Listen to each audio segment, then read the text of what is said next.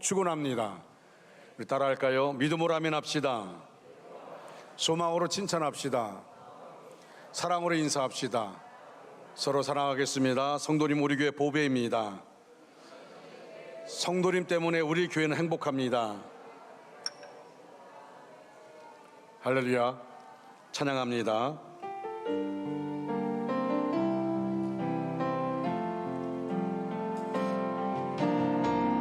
성도의 모습 속에 보이는 하나님 영상 아름다워라. 존귀한 주의 자녀 됐으니 사랑하며 섬기리. 우리의 모임 중에 임하신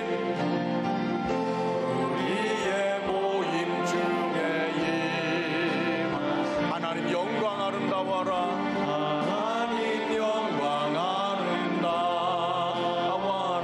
존귀한 왕이 여기 계시니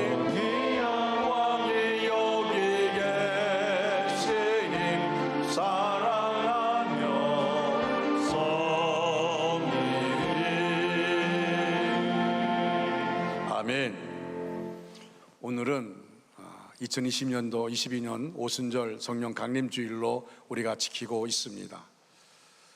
우리가 초대교회로 돌아가자라는 말을 많이 하게 되는데, 우리가 초대교회를 볼 때마다 느끼는 것이 예수님이 십자가 못 박혀 죽으시고 그리고 큰 고통과 어려움 가운데 있을 때에 부활의 주님을 만났던 제자들, 500여 성도들, 그들이 기쁨으로 있을 때에 예수님이 이렇게 말합니다. 너희들은 예루살렘을 떠나지 말고 약속한 성령을 기다리라. 그리고 그들이 마가의 다락방에 모여서 오로지 기도에 힘쓸 때에 오순절날 성령의 놀라운 역사가 그곳에 임하게 됩니다.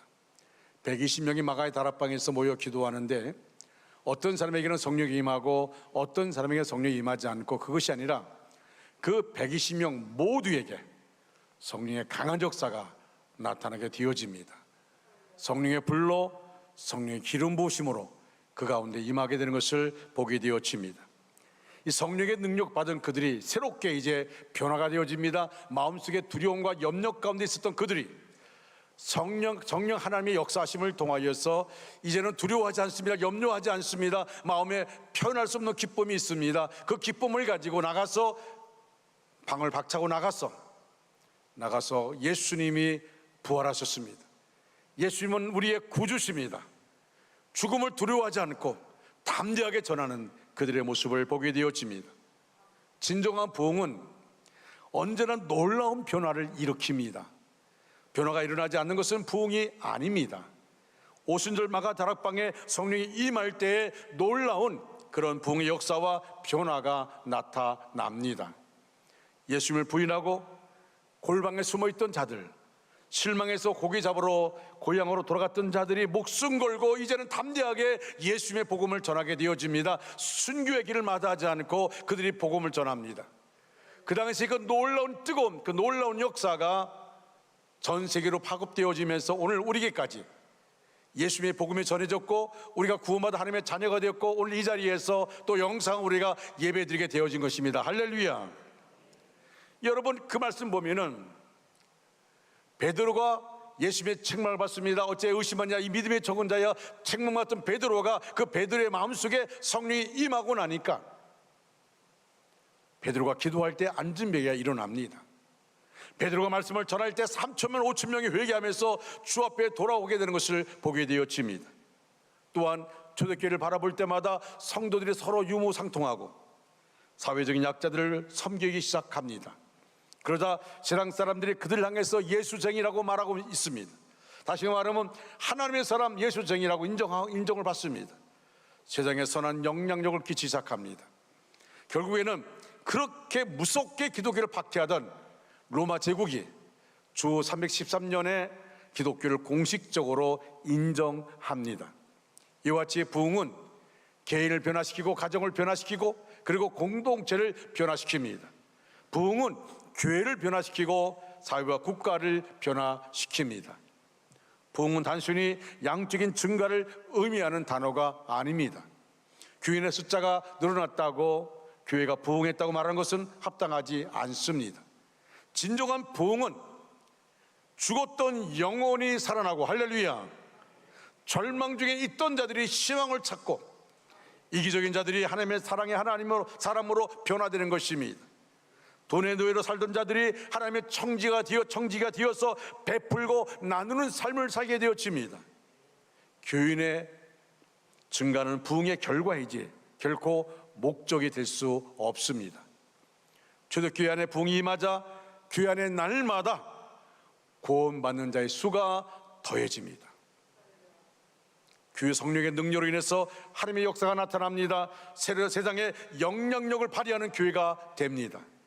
우리 중앙교회 안에 이런 부흥의 역사가 다시 나타나기를 간절히 소원합니다. 이스라엘의 멸망이 임박한 주전 600년경에 선지자 하박국은 심각한 고민에 빠졌습니다. 이대로 가면 나라가 망할 것인데 사람들은 여전히 그 위험성을 모르고 자기 일에 분주하며 향락에 빠져 있었습니다. 하나님의 심판이 임박했음에도 그것을 아는 사람은 거의 없었습니다. 그래서 하박국의 고민이 깊어갑니다. 하나님이 자신에게 이제 되어질 일들을 말씀하고 그 안에 두려워 떨 수밖에 없는 상황인데 불구하고 지금 이스라엘 백성들은 전혀 관계없이, 전혀 이 나라가 멸망하지 않을 것이라 생각하고 그리고 그냥 스스로 자기들 마음대로 살고 있는 것입니다. 그러나 그 광경을 바라봤던 하박국 선지자는 어쩔 수 없는 간절함, 두렵고 떨리는 마음 가지고 그리고 고민 속에 빠졌습니다. 그런데 그때 하나님이 주신 말씀을 통해 하박국은 다시 힘을 얻는데 그것이 바로 오늘 본문입니다. 본문을 보면 하박국이 내가 주의 소문을 듣고 놀랐다고 말합니다. 내가 주의 소문을 듣고 놀랐나이다. 그 소문은 어떤 소문일까요? 바로 이스라엘이 바벨론에 의해 망해도 하나님이 다시 일으켜 세워준다는 이야기입니다. 회복의 말씀을 들은 하박국은 망해가는 나라, 타락한 백성도 다시 일으켜 세워주신다는 말씀에 놀라움을 표시합니다. 그런 계획을 가진 하나님께 기도합니다. 여호와여, 주는 주의 일을 이 수년 내에 부응하게 하옵소서. 이 수년 내에 나타내시옵소서. 그리고 말합니다. 진노 중에라도 긍휼을 잊지 마옵소서. 진노 중에라도 긍휼을 잊지 마옵소서. 부응을 주시고 진노 중에서라도 긍휼을 베풀어 달라고 기도하고 있는 것입니다. 여러분, 저는 기도원에서 말씀을 준비하면서 오늘은 성령 강림 주이기 때문에 성령에 대한 말씀을 준비했는데 갑자기 하박국 3장 2절 말씀, 우리가 전에도 듣던 말씀인데 이 말씀을 주셨어요. 그러면서 우리가 정말 이제 우리가 회복되어야 할 텐데 그 회복되는 것은 우리의 인간의 의지로 되는 것이 아닙니다. 우리 안에 성령이 역사할 때 회복될 수가 있게 되어집니다. 부흥을 원하지 않는 사람 없습니다. 저도 우리 원주 중앙교회가 다시금 온 성도가 코로나19로 인해서 지난 가운데 머물던 그 모두가 주 앞에 나오기를 간절히 소원합니다. 모든 예배마다 하나님의 은혜를 사모하며 나와서 간절히 찬양하고 예배드리며 기도하며 말씀을 사모하며 하나님 우리를 만져주시며 은혜를 체험하고 그 안에서 기뻐하는, 그리고 성도의 아름다운 교제가 이루어지는 그런 역사를 마음속에 소원합니다. 여러분, 우리 모두는 부흥을 원하지 않습니다. 원하지 않는 사람이 없습니다. 다 부흥을 원합니다. 우리는 부흥을 교회 부흥으로만 생각합니다만 부흥의 의미는 그것만이 아닙니다. 내 심령도 부흥되어야 하고 내 가정도 부흥되어야 하고 우리의 삶의 영역도 부흥되어야 합니다. 우리는 주님이 주시는 부흥을 꿈꾸는 사람이 되어야 합니다. 우리는 주님의 부흥을 기대하면서 먼저 생각해야 할 것이 있습니다. 그 첫째가 부흥이란 무엇일까부터 살펴봅니다. 부흥이란 무엇일까? 부흥은 히브리어로 가야흐라고 합니다. 영어로 리바이벌입니다. 이 부흥이란 단어에는 세 가지 뜻이 있는데 그 첫째는 막혔던 것이 뚫리는 것이 부흥입니다. 여러분, 가야흐란 말은 무슨 말이냐면 숨 쉰다, 그 말입니다. 숨 쉰다. 숨을 쉬지 못하는 사람이 숨을 쉬게 되었다는 겁니다. 막혔던 것이 뚫려지는 것을 말합니다. 둘째는 다시 산다는 뜻이 있습니다.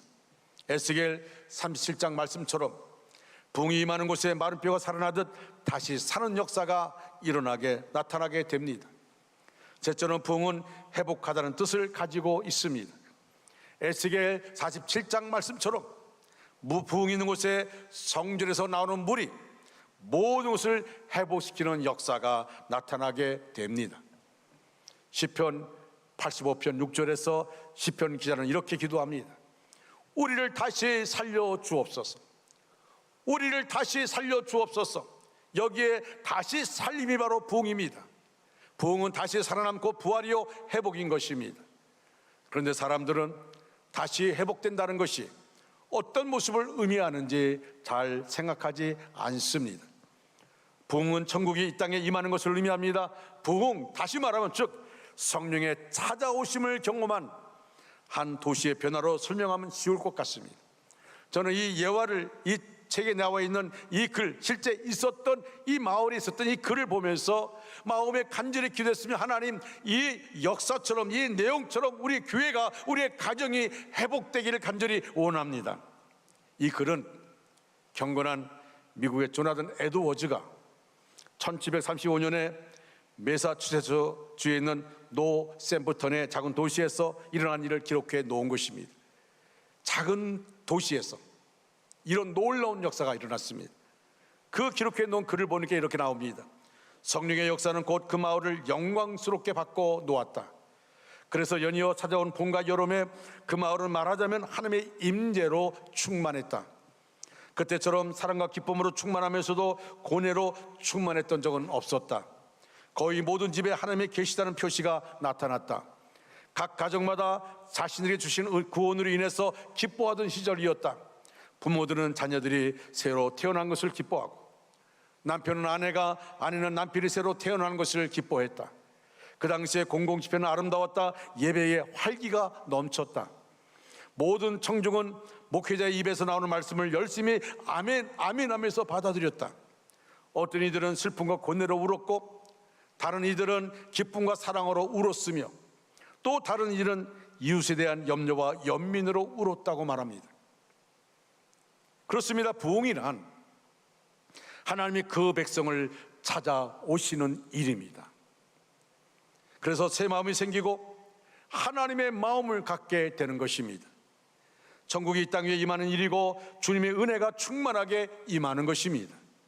노 샘프턴의 작은 도시에 성령이 임하여 변화된 것처럼 우리에게도, 우리 중앙교회 안에도, 우리 가정에도 이런 부흥을 사모하고 소망하는 마음으로 가득했으면 정말 좋겠습니다.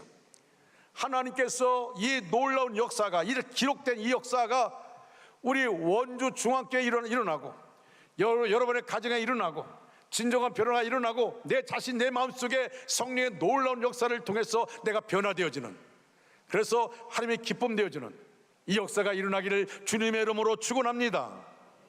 두 번째로, 진심으로 회개할 때 성령의 능력으로 부응합니다.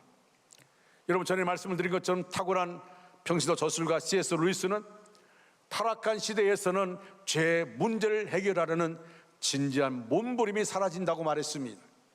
다시 말하면 영적으로 무뎌진다는 겁니다. 여러분, 우리가 코로나19를 겪으면서 우리가 본의 아니게 우리 자신이 영적으로 무뎌져가는 우리 자신을 깨닫지도 못하고 있습니다. 아니, 영적으로 내가 무뎌지는 것을 느낌에도 불구하고 이것을 심각하게 이것 때문에 몸부림치지 않습니다.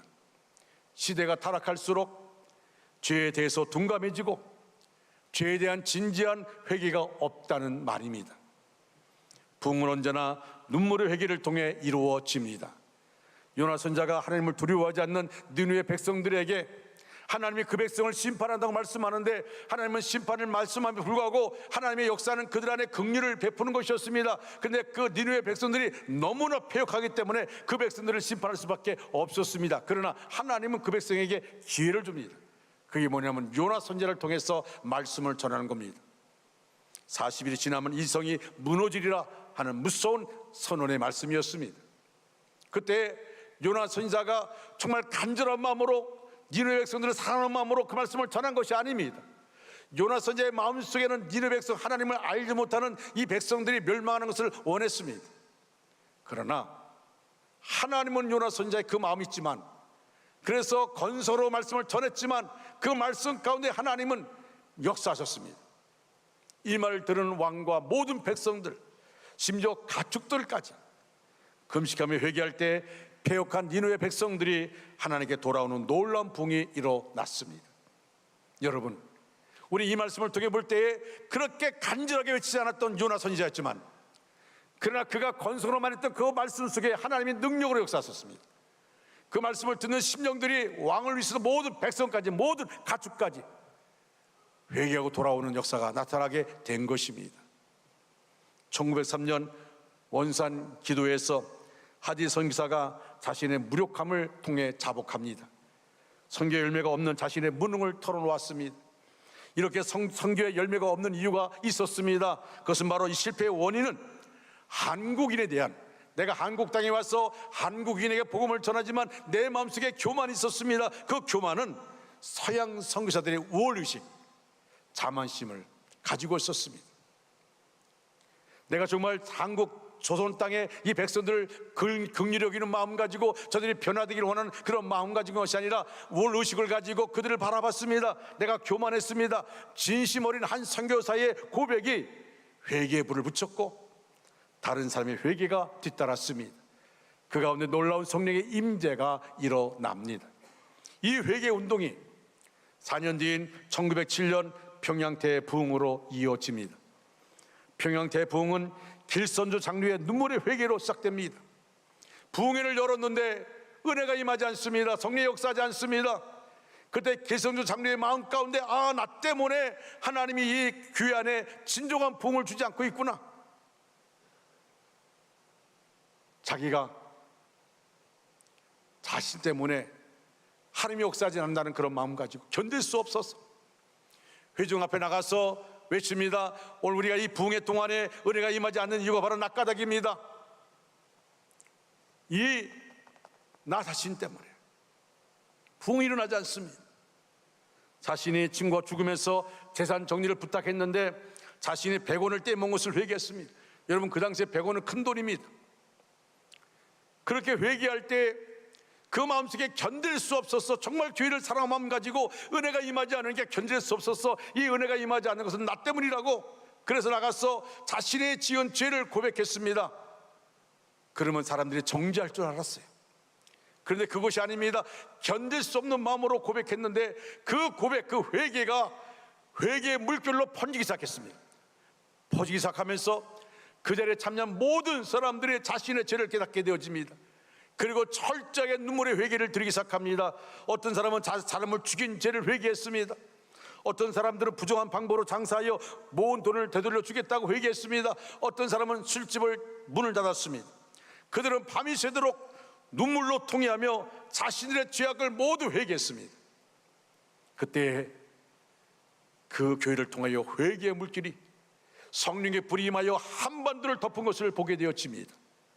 사랑하는 중앙가족 여러분, 내 안에 진정한 부흥이 일어나기를 소망한다면 끊임없이 회개의 눈물로 기도하시기 바랍니다. 우리는 넘어질 수 있습니다. 실수할 수 있습니다. 인간으로 도저히 용서받을 수 없는 죄를 짓기도 합니다. 그러나 예수 그리스도의 십자가의 보혈을 통과하면 정결케 됩니다. 십자가를 통과하는 방법이 바로 회개입니다. 회개의 눈물은 더러운 마음을 새 마음으로 바꿔줍니다. 회개의 눈물은 탄식을 변하여 찬양으로 바꿔줍니다. 회개의 눈물은 절망을 변하여 새로운 희망으로 바꿔줍니다. 회개의 눈물을 통하여 가정을 회복하는 것을 보게 되어집니다. 깨질 수밖에 없는 가정이 회개의 눈물을 통하여 새롭게 변화되는 것을 보게 되어집니다. 회개는 진정한 부흥의 전제 조건입니다. 또한 성령의 능력이 임해야 합니다. 부흥은 인간의 노력의 결과가 아니라 성령의 강력한 임재와 기름 부으심의 결과입니다. 성령이 임하면 모든 것이 변화합니다. 새로워집니다. 초대교회 공동체가 성령 체험을 했을 때 제자들이 목숨 걸고 나가서 복음을 전합니다. 능력이 나타나서 병자가 치유되어집니다. 날마다 구원받는 수가 날마다 더해집니다. 부흥은 성장이 아닙니다. 성장은 인간의 계획과 노력 프로그램에 의해서 이루어집니다. 그러나 부흥은 하나님의 임재와 성령님의 역사하심 가운데 이루어집니다. 산술적인 증거가 아니라, 산술적인 증거가 아닙니다. 폭발적인 부흥입니다.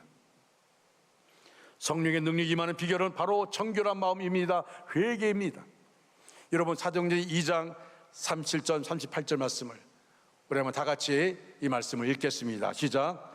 그들이 이 말을 듣고 마음에 찔려 베드로와 다른 사도들에게 물어 이르되 형제들아 우리가 어찌할꼬 하거늘 베드로가 이르되 너희가 회개하여 각각 예수 그리스도의 이름으로 세례를 받고 죄사함을 받으라. 그러면 성령의 선물을 받으리니. 아멘.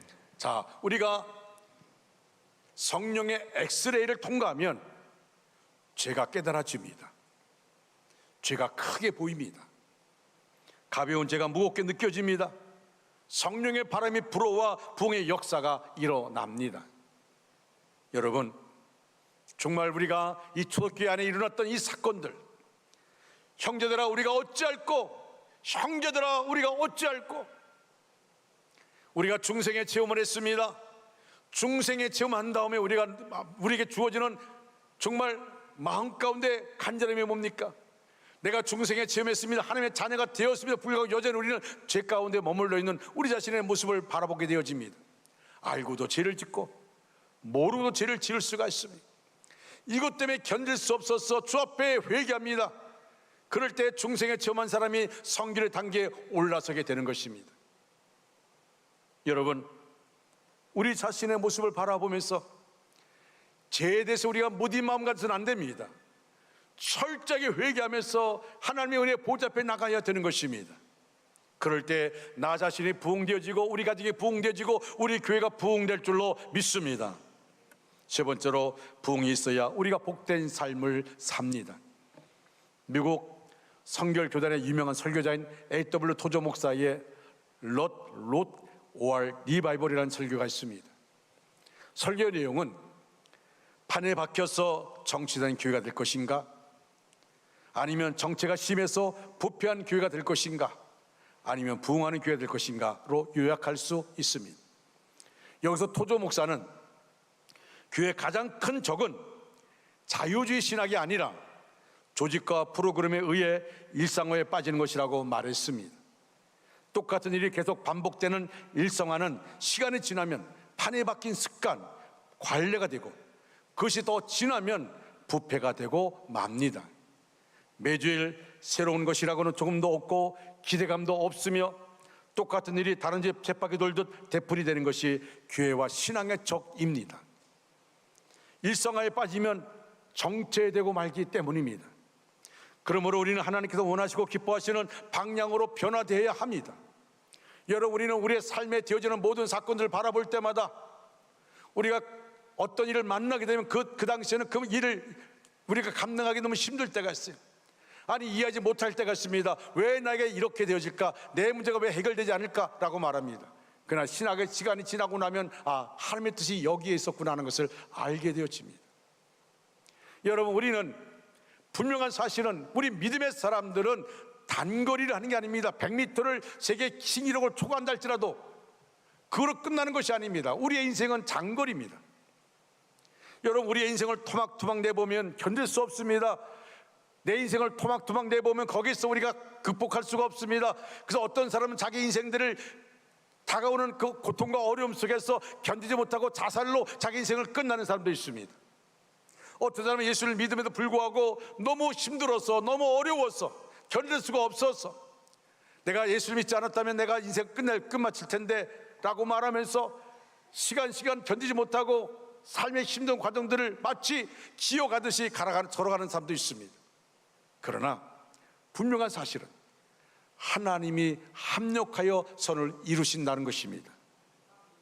여러분, 우리가 그렇기 때문에 매 순간마다 우리에게 정말 중요한 것은 우리가 주 앞에 나올 때마다 오늘 주일이구나, 그리고 그날 나와서 그날 예배 드리고 끝나는 것이 아니라 정말 내 삶을 돌아보면서 내 안에 진정으로 회개할 것이 뭔가, 변화될 것이 뭔가, 그 모든 예배 가운데 우리가 참여하면서 하나님 아버지, 내가 드려진 예배가 하나님의 연락하는 예배 되길 간절히 소원합니다.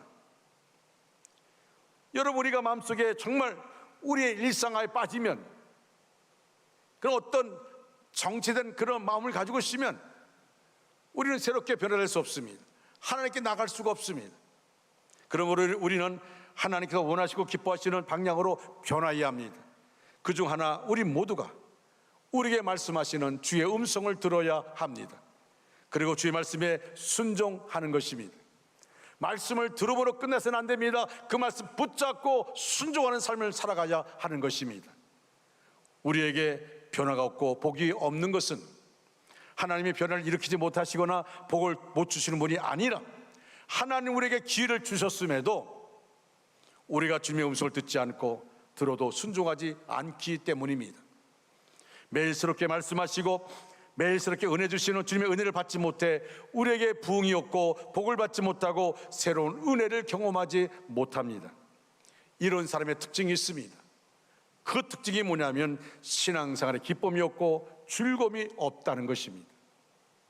내가 주 앞에 나올 때에도 내가 직분 때문에 마지못하지 못해서 주 앞에 나올 수 있습니다.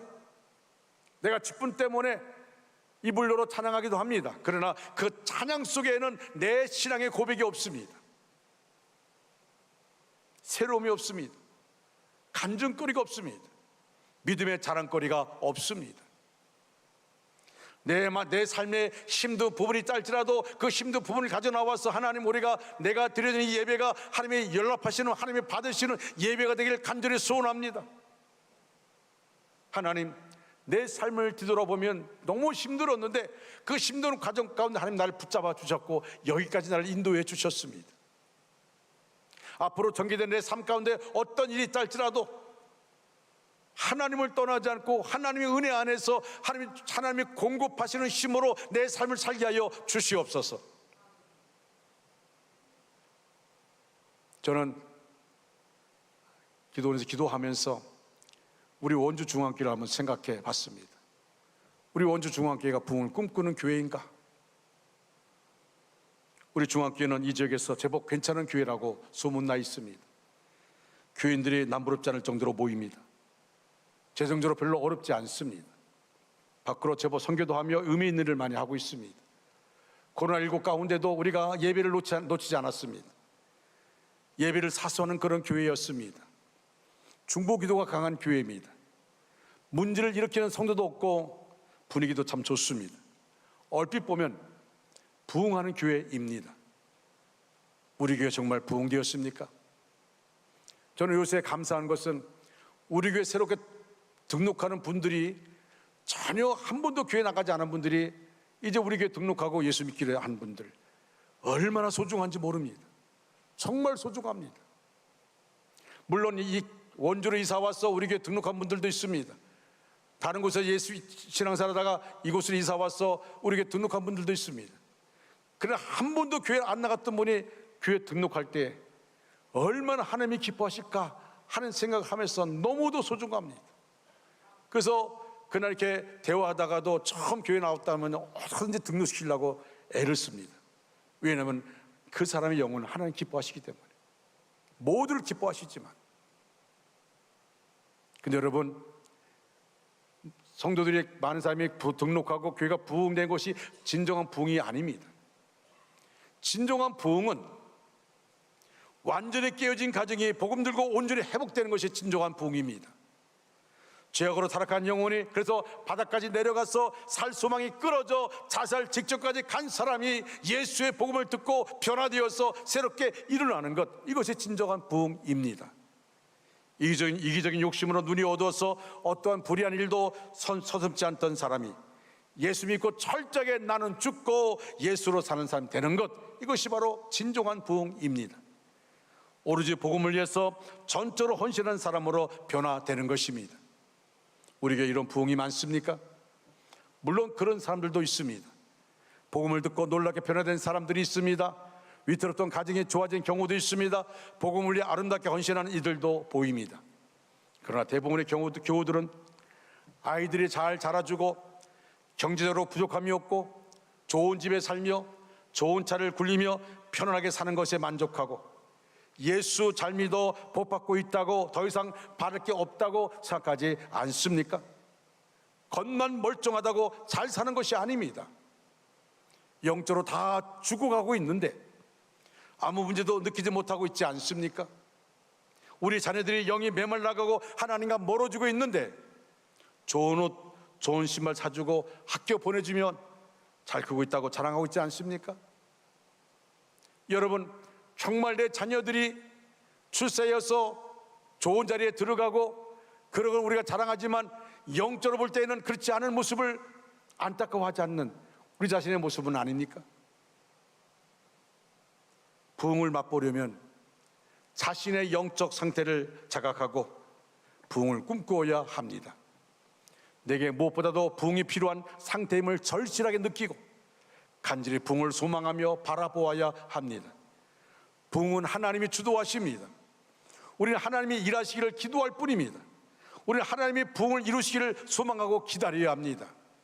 오늘 하박국 2절에 여호와여 주는 주의 일을 이 수년 내에 부흥하게 하옵소서라고 말합니다. 주의 일이 무엇입니까?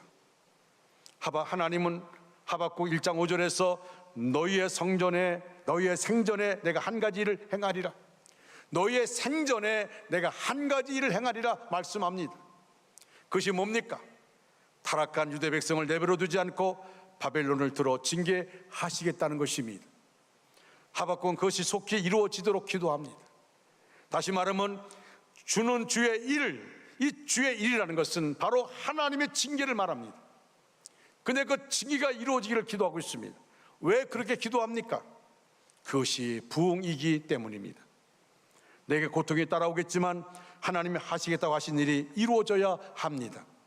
그래야 그 뒤에 물이 바다를 덮은 같이 여호와를 인정하는 것이 세상에 가득하게 되는 것입니다. 하박국 선지자는 하나님을 배신하고 말씀 버리고 타락했다가 몰락하고 멸망해가는 주국의 현실을 바라보며 하나님께 매달리고 있습니다.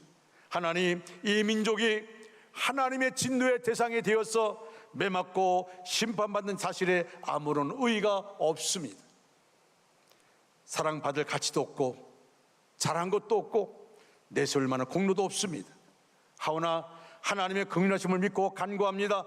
내 민족이 다시 일어설 수 있는 재건의 기회를 주시옵소서. 하나님의 선민으로서 당당히 살아가며 하나님을 영원롭게 하는 그날, 그 기회를 주시옵소서. 이방의 조롱거리에서 벗어나 영광의 백성 되는 그날을 주시옵소서. 영광의 그날을 주시옵소서. 영광의 그날을 주시옵소서. 바로 이런 의미로 부흥하게 하옵소서라고 기도하고 있는 것입니다. 사랑하는 중앙가족 여러분, 오늘 우리의 사회의 암울한 현실을 바라보며 희망의 빛을 상실한 채 날로 어두워져만 가는 역사를 바라보며 하박국의 기도가 우리의 심장에서 터져 나와야 한다고 생각하지 않습니까? 구석구석 병든 채 신음하는 민족을 바라보며 코로나19 상황에서 허덕이는 한국교회를 바라보며 세속적 가치로 병들어 있는 우리 자신의 모습을 바라보며 생명을 잃고 죽어가는 영혼을 보며 하박국의 기도를 쏟아내야 할 때라고 여러분 생각하지 않습니까? 하나님이여, 우리가 가진 것 없는 백성이었지만 하나님의 은혜와 축복 가운데 많은 복을 누렸습니다. 하나님, 우리 대한민국은 지하자원이 풍부하지 않습니다. 그런데 하나님이 함께 하셔서 이만큼 우리나라 경제가 놀랍게 성장했습니다. 교회도 잘 성장했고 경제와 사회도 잘 성장해 왔습니다. 그러나 우리는 교만했고 하나님께 감사할 줄 몰랐습니다. 하나님의 진노를 받기에 합당한 존재들입니다. 많은 대가를 지불해야 한다는 것도 압니다. 매맞아 마땅한 것도 압니다. 코로나19를 겪으면서 한국교회는 만신창이가 되었습니다. 나라가 고통 가운데 절망하고 있을 때에 교회가 희망을 주지 못하고 미움을 받았습니다. 하나님이여, 하오나 이 백성을 불쌍히 여겨 주시옵소서. 하나님, 한국교회를 불쌍히 여겨 주시옵소서. 우리에겐 부흥을 간구할 아무런 공로도 의로움도 없습니다. 우리의 가정들은 복을 받을 자격이 없습니다. 하오나 이 백성을 사랑하시는 하나님의 자비하심과 긍휼을 믿습니다. 하나님, 우리 원주 중앙교회에 다시금 부흥을 주시옵소서. 다시금 성령의 역사가 일어나기를 간절히 소원합니다. 여러분, 진정한 부흥은 내 만족이나 욕심의 성취가 아닙니다. 하나님의 일이 실현되고 하나님의 이름이 높아지며 하나님의 나라가 견고하게 서는 것이 진정한 부흥입니다. 마귀 사탄의 나라가 망하고 악한 권세가 쫓겨나서 하나님의 나라가 서고 하나님의 일이 이루어지면 그것이 곧 우리의 기쁨이고 만족이고 인생의 보람이 되는 것입니다. 아울러 하나님께서 그 귀하고 굉장한 일을 이루시는데 나와 우리 교회, 우리 모든 성도들이 주역으로 사용하신다는 것, 아무리 생각해도 흥분되고 기쁜 일 아니겠습니까? 여러분, 우리가 그렇게 쓰임받아야 되지 않겠습니까?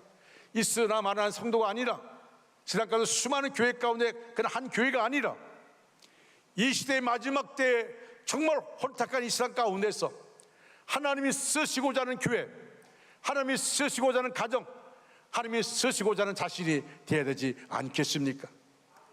사랑하는 여러분, 이제 말씀을 마무리합니다. 우리 신앙생활의 목표는 생존이 아닙니다. 하나님 나라의 부흥이요 회복입니다. 내일부터 진행되는 특별 새벽 기도를 통하여 우리 가운데 성령을 통한 강력한 부흥의 역사가 나타나는 것을 기대하며 사모하십시오. 물론 영상으로 참여할 수 있지만 여러분, 저희가 여러분 부탁을 드립니다. 최대한으로 교회에 나오셔서 같이 뜨겁게 기도하는 그런 시간을 가져주시기를 바랍니다. 특히 한 주간 동안 믿음의 진보라는 주제로 말씀을 전하라고 합니다. 우리의 신앙, 우리의 믿음의 성숙함을 방해하는 것이 무엇인가? 우리가 그 방해하는 부분들을 다시 한번 생각하면서 우리의 믿음의 진보가 멈추지 않는 성숙한 믿음의 사람으로 살아가는 우리가 되기 위해서 이제 내일부터 우리의 믿음의 진보를 방해하는 일들을 하나하나 생각하면서 기도하려고 합니다. 마음의 문을 활짝 열고 정결한 마음으로 주님의 은혜를 갈망하십시오. 그리고 성령님의 강력한 임재를 위해서 기도하십시오. 자신을 부흥시키고 가정을 부흥시키고 교회를 부흥시키고 이 민족을 부흥시키는 놀라운 부흥의 바람이 우리 가운데 불어올 줄로 믿습니다. 성도 여러분, 제가 이 시간에 말씀을 전해도 이 말씀 가운데 내 마음 가운데 말씀을 들으며 새롭게 결단하는 사람이 있는가 하면 그냥 일상화되어지는 마음으로 흘러가고 마는 사람이 있습니다. 말씀을 들으면서 이 말씀이 나에게 주어지는, 나에게 역사는 하나님의 목사님을 때 나에게 말씀하시는 그 내용으로 받아들이면서 그 말씀 우리가 순종할 때 우리는 그 역사 가운데 주인공이 될 수가 있습니다. 그러나 흘러가는 특별 새벽 기도에 그것으로 생각해서는 안 됩니다. 저는 이 말씀을 준비하면서 나 자신의 문제를 바라보면서 그동안 내가 육신의 병 때문에 내가 뒤로 후퇴했던 부분들을 생각해 봤습니다. 내 건강을 먼저 생각한 것은 아닌가? 생명은 하나님의 손에 있는데 그런 마음이 들기도 하고, 내가 그런 마음 가지고 그리고 교회를 바라보게 되었고, 그리고 성도들의 얼굴을 떠오르기 시작했습니다. 그러면서 그러다 보니까 우리가 알게 모르게 우리 부교육자들도, 우리 중직되는 분들도 간절함이 점점 사라지는, 나 자신부터 사라지는 느낌을 갖게 되었습니다. 사랑하는 성도 여러분, 우리에게 정말 중요한 부분이 뭘까요? 저는 주 앞에 이런 기도를 드렸습니다. 주여, 나와 우리 중앙교회 공동체를 하나님이 나를 위해 써 주시옵소서. 우리에게 모든 성도가 성령 충만하게 하여 주시옵소서. 원주 땅의 모든 교회가 부흥되게 하여 주시옵소서. 원주시의 모든 영혼들이 구원받게 하여 주시옵소서. 하나님이 이를 해서 우리 원주 중앙교회가 쓰임받기를 간절히 소원합니다. 하나님 앞에 쓰임받는 도구 된다는 것이 얼마나 감사한지 모릅니다. 하나님이 들어서신다는 것, 내 마음 가운데 성경 말씀처럼 내가 사울을 왕 세운 것을 후회하노라, 그리고 다윗을 세워서 내 마음에 맞는 사람이라고 다윗을 칭찬했던 하나님, 오늘 우리가 그런 모습 아닐까요? 하나님이 나를 목사로, 장로로, 권사로, 안집사로, 또 집사로, 우리 성도로 세워주셨는데 하나님 보실 때 그냥 흘러가는 그런 모습으로 우리가 살고 있지는 않습니까? 하나님이 기뻐하시는 일들을 위해서 우리가 몸부림치는 우리 자신의 모습이 있습니까? 하나님이 공급하신 힘으로 우리가 삶을 살아가기 위해서는 내 안에 성령이 강하게 역사해야 할 텐데 그 성령의 역사심이 내 안에 있습니까? 여러분, 우리가 은혜의 삶을 살아가면서 순간순간 우리가 깨닫게 된다는 자체가 하나님의 은혜인 줄로 믿습니다. 하나님이 우리를 알고 깨닫게 하는 것은 은혜입니다. 하나님이 그냥 내버려 두는 것이 무서운 것입니다. 로마서 1장 말씀 가운데 보니까 죄악 가운데 있을 때 그냥 내버려 두었다고 했습니다. 내버려 두었단 말은 뭡니까? 관심이 없다는 거예요. 하나님이 함께하지 않겠다는 겁니다. 하나님이 우리의 삶 가운데 우리를 알고 깨닫게 하는 것은 하나님의 은혜입니다. 깨닫게 함으로 끝나서는 안 됩니다. 깨닫게 애쓰면 그 안에 이 말씀을 붙잡고 우리가 삶을 살아가야 되는 것입니다. 저는 우리 원주중앙교회가 저를 위해서 우리 모두가 하나님께 쓰임받기를 간절히 소원합니다. 쓰임받아야 합니다. 코로나19로 인해서 우리 한국교회가 우리 자신 너무도 영적으로 깔아앉아 있습니다. 아니, 우리 자신의 모습을 코로나19라는 합리화시키고 있습니다. 코로나19 때문이라고 말합니다. 여러분, 그런데 기독교 역사를 바라보면 수많은 상황 속에서, 수많은 전염병 속에서, 아니 수많은 사람이 죽어가는 그 상황 속에서 중요한 사실은 교회는 부흥되었다는 사실입니다. 근데 지금 한국교회는 어떻습니까? 우리가 이 상황 속에서 교회 사명을 감당하지 못하고 목사를 위해서 우리 모두가 진정한 하나님의 사람으로서 쓰여지고 지어지지 않고 있습니다. 다시금 우리 교회가 일어서야 할 줄로 믿습니다. 다시금 일어서야 됩니다. 일어서기 위해서는 우리가 기도의 자리에 나와야 됩니다. 그리고 그 자리에서 하나님께 기도해야 되는 것입니다. 우리 다 같이 일어나셔서 같이 찬양하겠습니다. 오소서 진리의 성령님.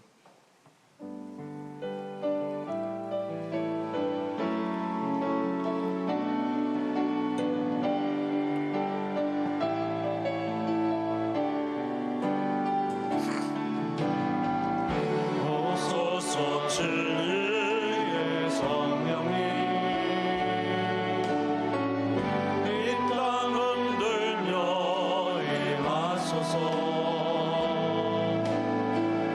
거짓과 탐욕 죄악에 무너진 우리 가슴 정케 하소서. 오소서 은혜의 성령님. 오소서 은혜의 성령님, 하늘 가르고 임하소서. 거룩한 불꽃 하늘로서 임하사 타오르게 하소서. 주 영광 위에 불의 불길 타오르게 하소서. 진리의 말씀 이 땅 새롭게 하소서. 은혜의 강물 흐르게 하소서. 성령의 바람 이 땅 가득 불어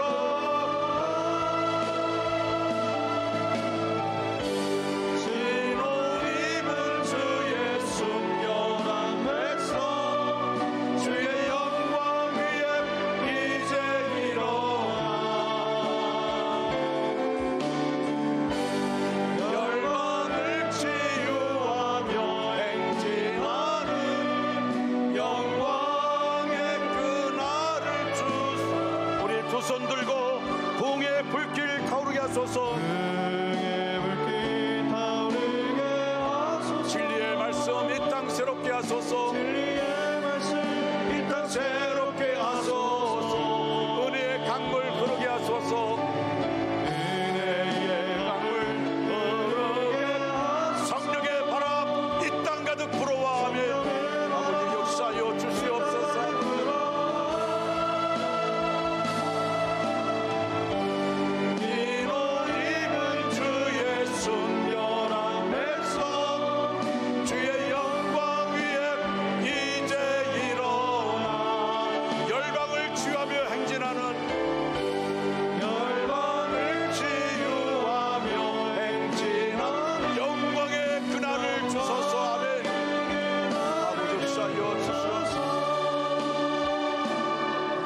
하나님 아버지, 우리 원주 중앙교회 안에 부흥의 불길이 타오르게 하여 주시옵소서.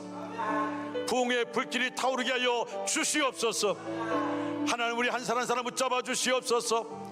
하나님이 공급하시는 힘으로 삶을 살아갈 수 있도록 하나님 아버지 인도하여 주시옵소서. 성령의 사람으로 쓰임받게 하여 주시옵소서. 우리 성도들이 가는 곳마다 어둠의 세력은 물러가게 하여 주시옵소서. 빛의 사명을 감당할 수 있도록 인도하여 주시옵소서. 우리가 가정 가운데 머물든지 직장에 머물든지 어디에 있든지 하나님의 영광을 드러내게 하여 주시옵소서. 지금은 우리 구주 예수 그리스도의 은혜와 하나님 아버지의 극진하신 사랑하심과 성령님의 감화감동 내지로 충만 역사하심이 우리 전체 위에, 우리의 심령과 가정과 사업과 학업 위에, 원조 땅과 대한민국 위에 이제로부터 영원토록 함께 하시기를 간절히 축원하옵나이다. 아멘.